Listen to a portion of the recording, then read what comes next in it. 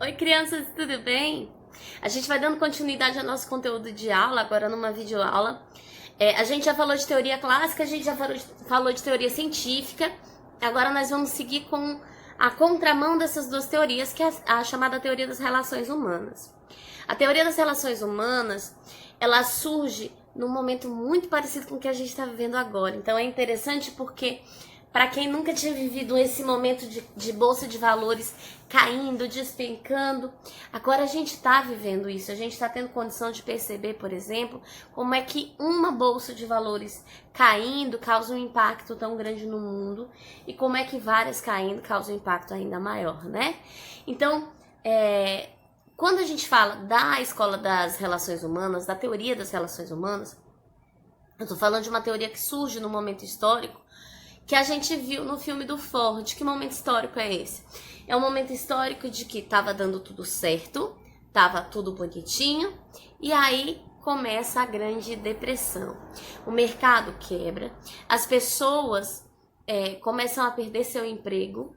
Vocês lembram que Ford acaba se esforçando para manter os salários, mas que isso também é uma coisa que fica inviável para ele até um certo ponto, porque o mundo estava quebrando, os Estados Unidos, as finanças americanas estavam quebrando e precisava-se demasiadamente de um pensar diferente. Então, o que acontece nos anos que antecedem 29, 27, 28, mas principalmente nos anos de 29, 30, 31, é que eu começo a olhar para esse mercado de uma forma diferente e eu olho para esse trabalhador de uma forma diferente, para essa empresa, para essa organização de uma forma diferente.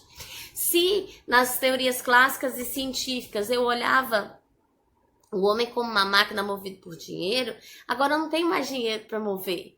Então eu preciso enxergar essa gestão de outra forma. Essas teorias, elas desembocam num processo de mudança de perspectiva. Porque antes eu vi o homem como um robozinho movido a dinheiro e agora eu não posso mais ver assim. As teorias trazidas por essa vertente criaram novas perspectivas para a administração, uma vez que procuravam identificar os sentimentos e as atividades dos trabalhadores e o modo como esses dois se interligavam. Até o surgimento da teoria das relações humanas, o trabalhador era tratado de uma forma muito pouco profunda e muito mecânica. A gente já aprendeu lá na teoria clássica, na teoria científica, que o trabalhador era tratado como um robozinho, uma máquina de repetição. E a teoria das relações humanas diz, não, eu não sou, o meu funcionário não é um robô. Ao invés de eu enxergar esse homem como um robozinho movido a dinheiro, eu não olho mais como homo econômicos, eu passo a ver esse homem, esse trabalhador, como um homem social. E sendo um homem social, o comportamento desse homem social é dinâmico, é complexo, cada indivíduo tem características diferentes. Características diferentes me levam a comportamentos diferentes. E é interessante que eu observe que esse homem social, ele tem um comportamento complexo e dinâmico que precisa ser levado em consideração pela gestão. E é nesse contexto que eu passo a tomar decisões que não são mais levando em consideração o homem como uma máquina, nem dizendo que ele é escolhido cientificamente para fazer uma coisa, só aquilo que ele vai fazer bem para o resto da vida. Eu passo a levar em consideração o que o funcionário é, quem ele é, como ele se sente, quais as necessidades que ele tem com o que ele faz no ambiente de trabalho. Na teoria das relações humanas, a gente começa a compreender aspectos da efetividade humana, ou seja, eu começo a parar para prestar atenção que o indivíduo precisa de metas para cumprir, mas também precisa que os processos para cumprir essa meta sejam viáveis para ele, e também de controle burocrático. Por quê, gente? Porque quando eu começo a falar que o homem é naturalmente preguiçoso, quando eu começo a falar que ninguém vai ter um dia de trabalho a não ser que eu obrigue, eu estou fazendo uma gestão burocrática da relação social do ser humano. E a teoria das relações humanas vai dizer, não é assim que funciona. No ano de 27, quando esse mercado começa a desaquecer, quando as coisas começam a ficar mais fragilizadas, um sujeito chamado Elton Mayo começa a fazer uma pesquisa que ele chama de experiência de Hawthorne, E nessa pesquisa, ele vai testar como fadiga, acidente, rotatividade, as condições do ambiente de trabalho afetavam a produção humana. Ele desenvolve essa pesquisa dos anos de 1927 até o ano de 1933. Quando eu falo para vocês que, apesar da gente discutir a Grande Depressão em 29, esse cenário não é de 29, ele é um cenário que vem desde 27, é por conta de fenômenos como esse, que mesmo que as pessoas não tivessem certeza que havia uma crise, o mercado começa a encolher. Agora aconteceu isso. Aliás, tem acontecido isso ao longo dos últimos anos e agora se agravou um pouco mais por conta da pandemia. O mercado vai se recolhendo antes mesmo que algo aconteça e ele vai se recolhendo e a gente vai entrar num processo de uma crise financeira severa. Acontece. Por que eu falo disso, gente? Porque esse momento em que Elton Mayer escolhe fazer essa pesquisa, ele escolhe fazer essa pesquisa porque o mercado começou a se retrair. O mercado se retraindo, eu preciso mudar minha forma de gestão para que eu continue competitivo. Esse experimento, ele começa a testar como é que as pessoas se comportam e avaliar comportamentos diferentes para uma análise diferente dentro do contexto organizacional. Esse experimento conseguiu demonstrar que fatores como temperatura, clima organizacional, espírito de equipes são muito importantes para as relações organizacionais. E ainda que as relações interpessoais são mais importantes para as organizações do que o desempenho individual. Você lembra lá que na época da teoria clássica e científica eu estabeleço uma meta e eu cobro essa meta, chegou na meta eu aumento essa meta. Eu sei que isso lembra algum discurso famoso, mas não é o caso. Mas eu chego na meta e aí eu vou aumentar a meta porque todos os funcionários estão dando conta dessa meta, eu aumento ela um pouquinho. Na teoria das relações humanas eu digo, não gente, não é um indivíduo que tem que trabalhar em prol de uma meta, é o conjunto, porque o contexto traz um resultado muito maior do que o indivíduo. E quando a gente fala disso, a gente fala de uma teoria, a teoria das relações humanas é uma teoria que ela choca com absolutamente tudo que a teoria clássica e a teoria científica diziam. Então, basicamente, a teoria das relações humanas surge para dizer que estava tudo errado.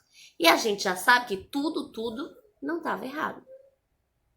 Quais foram as medidas adotadas na experiência de Hawthorne? Primeiro, introdução do intervalo de descanso. Eu passo a dizer para os meus funcionários, calma, tu não tem que trabalhar até ficar com as mãos doendo e dormir com a tua esposa fazendo massagem nas tuas mãos em casa. Não.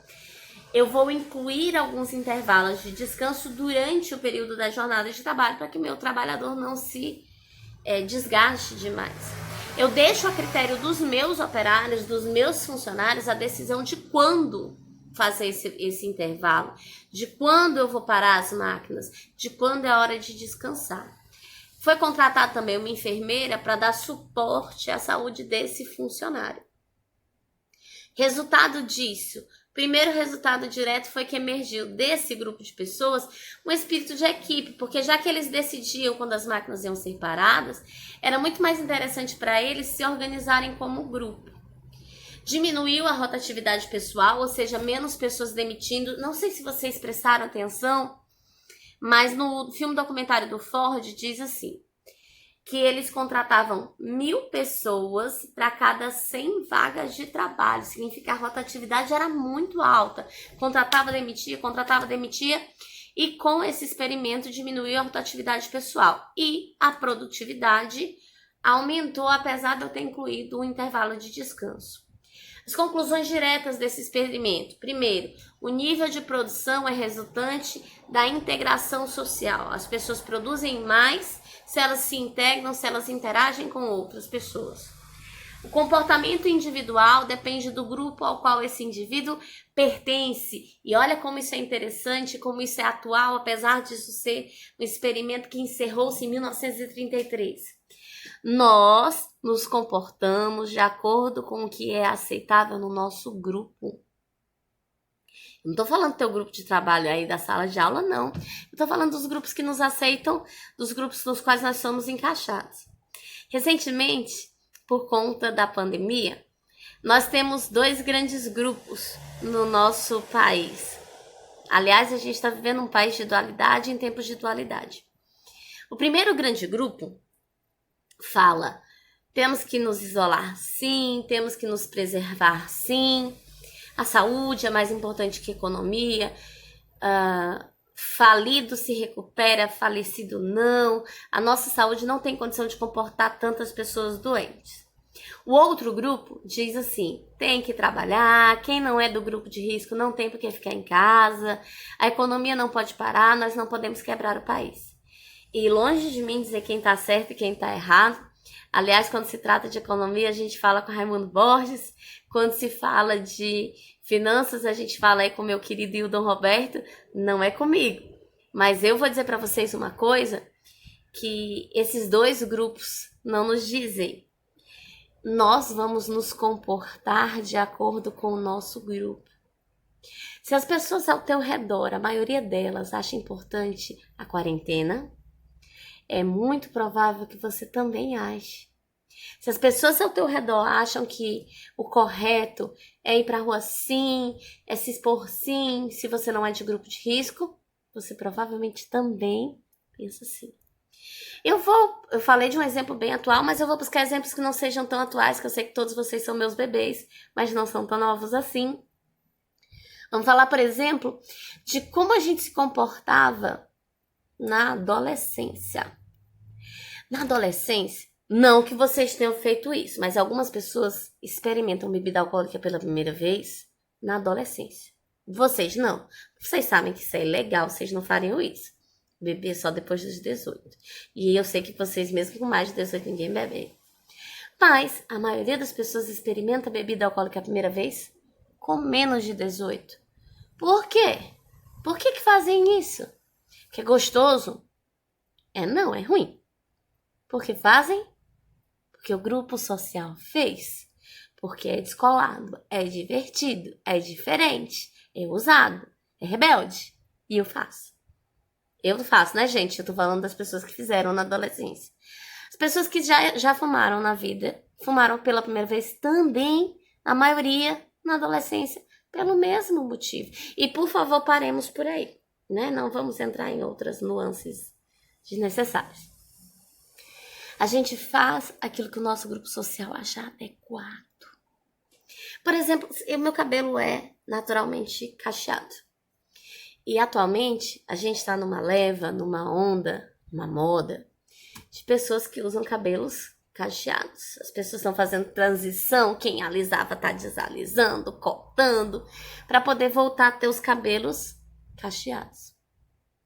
E aí, gente que amava ter seu cabelo liso vai deixar de tê-lo liso por causa do grupo social. Eu aposto que uma parte considerável dos meninos da sala usa barba hoje. Eu espero que vocês assistam esse vídeo logo, porque essa moda passa.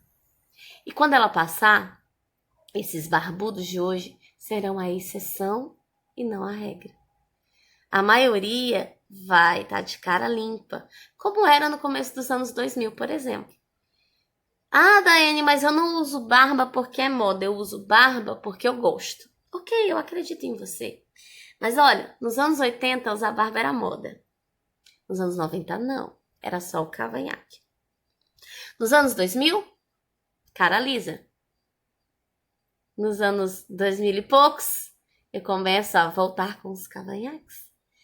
E nos anos de 2010 pra frente, barba. Isso muda. E eu mudo conforme o meu grupo social acha que é mais interessante. Eu sei que você deve estar dizendo aí: não, eu faço o que eu quero, eu não faço nada por causa dos outros. Faz sim, todo mundo faz. Talvez você não mude tanto os teus comportamentos por causa dos outros, mas você faz algumas coisas que você não entende nem porque você está fazendo. Às vezes você está fazendo só porque a maioria fez. E a gente não precisa necessariamente perceber isso.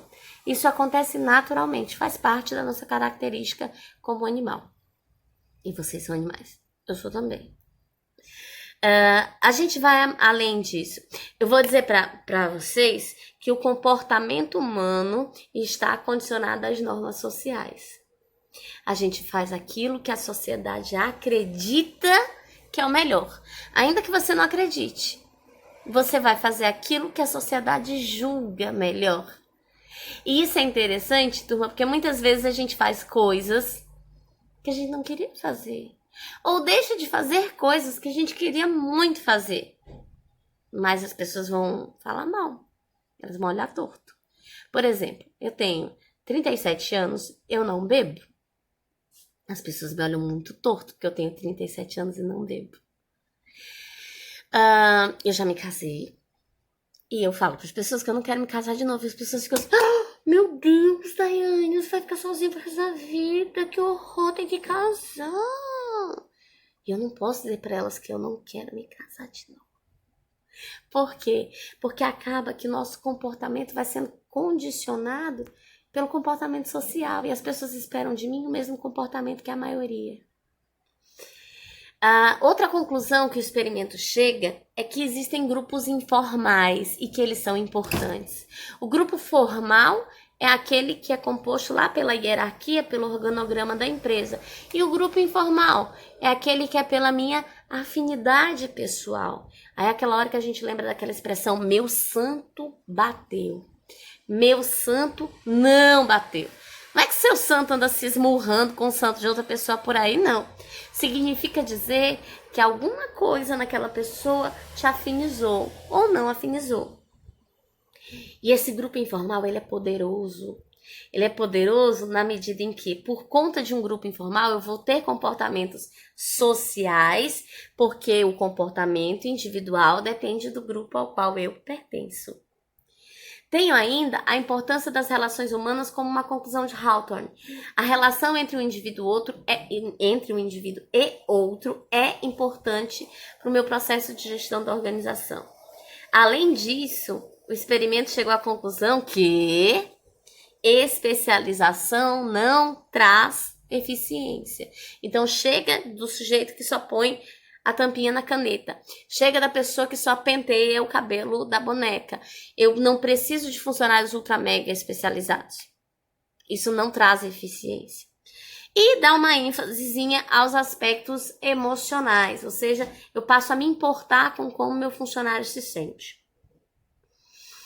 Ainda nesse contexto, a gente tem no próximo slide uma diferenciação de organização formal e organização informal, que é isso que eu já falei para vocês. A organização formal é aquela que é conduzida pelas regras da empresa, eu estratifico ela com os meus cargos, setores, enfim. E a informal é aquela que acontece naturalmente por meio da minha empatia, da minha identificação pessoal, do meu, sei lá, do gostei, do meu santo bateu, ok? Característica dessa organização informal: relações de coesão ou antagonismo. O que eu tô falando com isso? Faz parte do meu grupo informal aqueles que são coesos com o que eu penso, ou seja, aquelas pessoas que pensam parecido comigo, ou não faz parte aquelas com as quais eu antagonizo, aquelas pessoas com as quais eu discordo. Então, a gente está vivendo muito de enxergar esses grupos informais. Acabei de falar. O grupo que apoia a quarentena tá para um lado, que não apoia a quarentena tá para o outro. Uns que estão apoiando são coesos entre si e são antagônicos com quem pensa diferente. Isso é natural, tá, turma? Outra característica do grupo informal é uma questão de status. Fazer parte de um grupo afeta nosso status de ser humano. E dependendo de quanto o teu grupo seja grande, de quantas pessoas sejam próximas de ti, teu status é melhor ou pior dentro do conglomerado social. Outra questão que é muito importante dos grupos informais é a colaboração espontânea. Enquanto o teu chefe te dá uma ordem, você faz algo porque ele mandou. No teu grupo informal, você faz algo porque o indivíduo que está lá do teu lado precisa da tua ajuda. Ele não manda, ele pede, e ainda assim você faz. Talvez o teu superior hierárquico precise muito que tu faça alguma coisa e você só faz porque ele mandou. Mas quando a gente fala de grupo informal, você às vezes vai ajudar numa tarefa que não tem nada a ver com a sua, mas porque seu amigo precisa, que aquela pessoa de quem você tem afinidade precisa, tá claro? Além disso, existe uma possibilidade de que a minha organização informal choque com a organização formal. Ou seja, eu tenho a possibilidade de oposição do informal para o formal. Do grupo da panelinha com um grupo que é estruturado pela hierarquia organizacional, ok? E eu vou ter padrões de relações e de atitudes dentro do grupo informal, porque, como eu disse, nós somos parte de um grupo, então nós nos comportamos como esse grupo se comporta. Características da teoria das relações humanas. Primeiro, trata a organização não mais como indivíduos isolados, mas como grupo de pessoas. Enfatiza as pessoas. A ênfase não é mais no produto. Eu não vou mais dizer o americano pode ter um Ford modelo T de qualquer cor, desde que seja preto. Eu vou enfatizar pessoas. Eu vou olhar para esses indivíduos e parar para pensar o que é que eles querem, como eles se sentem. Ela é inspirada na psicologia, porque eu começo a estudar o comportamento humano, psicologicamente falando, dentro do contexto social. Começa a trabalhar com delegação de autoridade. Não é mais manda quem pode, obedece quem tem juízo, e não tem mais supervisores vigiando. Eu passo a ter pessoas sendo capazes de tomar decisões como o momento de parar por si sós. Tem um pouco mais de autonomia do empregado, significa que o empregado decide um pouco mais sobre as tarefas dele, não tem mais um procedimento padrão que ele seja obrigado a seguir. Tem mais confiança e abertura, porque se eu espero que o meu funcionário trabalhe em conjunto com outros funcionários e que seja responsável pelas próprias decisões, eu preciso confiar nele e dar abertura para ele tomar essas decisões. Uma ênfase maior nas relações entre as pessoas e uma dinâmica grupal e interpessoal, ou seja, eu levo em consideração esse comportamento de um indivíduo com o outro e o comportamento do grupo. Só que por mais que essa teoria seja bonitinha, ela recebe críticas. E essas críticas, elas vão desde o fato de que ela faz uma oposição absurda à teoria clássica e científica, dizendo que tudo estava errado, e a gente sabe que isso não é verdade, como que ela é considerada uma teoria meio manipuladora. Por que ela é considerada uma teoria meio manipuladora? Porque eu coloco uma enfermeira dentro da empresa que fica de olho, observando o experimento. As pessoas começam a perceber que aquela enfermeira está lá vigiando. Ela vigia e acaba dando informações de comportamento para que esses funcionários se adequem ao que é esperado deles. Tem uma parcialidade das conclusões por conta disso e um foco míope porque acaba enxergando as coisas de uma forma muito preto no branco, que não é assim. Tem uma concepção ingênua e romântica do empregado, que a teoria clássica e científica não tinha, porque elas diziam, olha, o ser humano é naturalmente preguiçoso, ninguém vai trabalhar se tu não obrigar. É exagero? É exagero, mas a teoria das relações humanas diz exatamente o oposto. Todo mundo quer trabalhar, não precisa pagar bem, não. As pessoas querem demais trabalhar, que também está errado. Inadequada visualização dos problemas da relação empregado-empresa. A relação empregado-empresa não é problemática única e exclusivamente porque o funcionário é tratado como máquina. Eu preciso pensar além disso. Ela é limitada ao campo experimental, porque ela foi um experimento que durou de 27 a 33, mas ela não saiu para aplicar em prática e ver qual que é o resultado que isso ia dar dentro de várias empresas. E ela tem uma ênfase muito grande nos grupos informais. Eu acabo dando mais importância para o grupo informal do que para o grupo formal. Por fim, tem uma concepção de que eu devo levar em consideração sempre esse comportamento do meu funcionário, essa vontade do meu funcionário. E se eu levar em consideração só a vontade do meu funcionário, a minha empresa não anda. Dito isso, turma, a teoria das relações humanas, ela é uma teoria interessante, com pouca aplicação prática. Então, a gente discute com ela, dizendo que ela traz resultados interessantes, mas que ela precisa ser aprimorada. E aí, no nosso slide, a gente tem lá, estudo de caso Atampuri da Alberto Chiavenato. Eu espero que vocês tenham o texto, mas eu vou disponibilizar o texto e vou deixar lá no Google Classroom para vocês postarem a respostinha de vocês, tá bem? Por hoje é só e no nosso vídeo vocês estão liberados.